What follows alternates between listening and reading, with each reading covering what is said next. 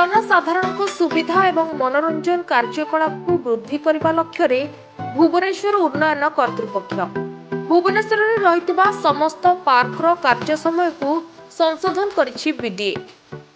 December 13 तारिख सप्ताहांत park रे निरवच्छिन्न प्रवेश को अनुमति मिली।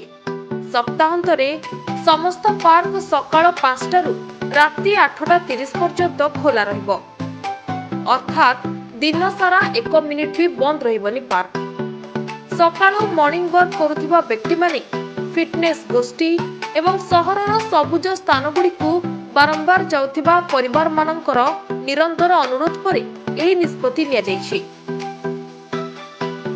नूतन कार्यसूची अनुसार समस्त बीडीए परिचालित पार्क शनिवार एवं रविवार सकाळ 5टारू राति 8:30 पर्यंत खोला रहिबो, जहाद्वारा पूर्वरु थिबा अपराह्न बंद को दूर करा जिवो।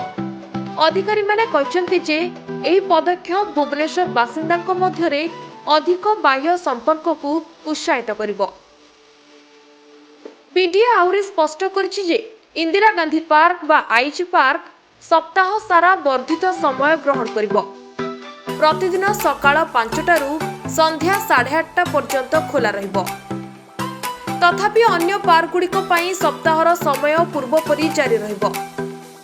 सकाळ 5 रु सकाळ 11:30 एवं पुणी अपराह्न 3:30 रु राति 8:30 पर्यंत खोला रहिबो।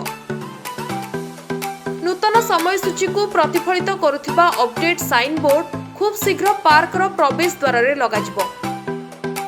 संशोधित समय सहित बीडीए सुरक्षा को उन्नत करिबा एवं परिदर्शकों आराम को वृद्धि करबा पई अनेक पार्क रे खेल उपकरण गुड़िकर रक्षणाबेक्षण एवं पुनः रंग करिछि।